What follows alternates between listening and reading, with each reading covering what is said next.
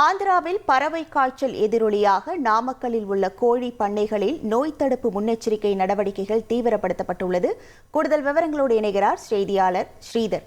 வணக்கம் ஸ்ரீதர், தற்போது என்னென்ன நடவடிக்கை மேற்கொள்ளப்பட்டு வருகிறது? அங்கிருக்கக்கூடிய கள நிலவரங்கள்.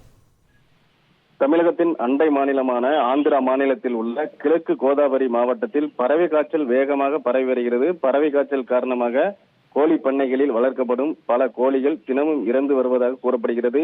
தமிழகத்தில் அதிக அளவில் கோழி பண்ணைகள் உள்ள நாமக்கல் மாவட்டத்தில் பண்ணையாளர்கள் அந்த நோய் தடுப்பு நடவடிக்கையை தீவிரப்படுத்தியுள்ளனர். குறிப்பாக நாமக்கல் மாவட்டத்தில் சுமார் 1200க்கும் மேற்பட்ட முட்டை கோழி பண்ணைகள் உள்ளன. இங்கு சுமார் 7 கோடிக்கு அதிகமான கோழிகள் வளர்க்கப்பட்டு வருகிறது. தற்போது கோழிகளுக்கு கிருமிநாசினி மருந்து தெளித்தல் உள்ளிட்ட நோய் தடுப்பு நடவடிக்கைகளை பண்ணையாளர்கள் தீவிரமாக மேற்கொண்டு வருகின்றனர். இந்த நிலையில் நாமக்கல் அடுத்த செல்லிப்பாளையத்தில் செயல்பட்டு வரும் தனியார் கோழி பண்ணைகளில் மாவட்ட ஆட்சியர் உமா சம்பந்தப்பட்ட அந்த கால்நடை பராமரிப்புத்துறை அலுவலர்கள் மற்றும் மருத்துவர் குழுவினருடன் சென்று பண்ணைகளை ஆய்வு செய்தார். அப்போது பண்ணைகளை முறையாக பராமரிக்க வேண்டும் அவர் என பல அதிகாரிகளுக்கு மற்றும் கோழி பண்ணையாளருக்கு அவர் உத்தரவிட்டார்.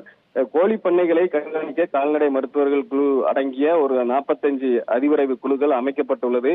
இவர்கள் ஒவ்வொரு கோழி பண்ணையும் 24 மணி நேரமும் பண்ணைகளை கண்காணித்து வருகின்றனர். உங்கள் முழு விவரங்களுக்கு நன்றி ஸ்ரீதர். செய்திகளை உடனுக்குடன் தெரிந்து கொள்ள உடனே சப்ஸ்கிரைப் பண்ணுங்க.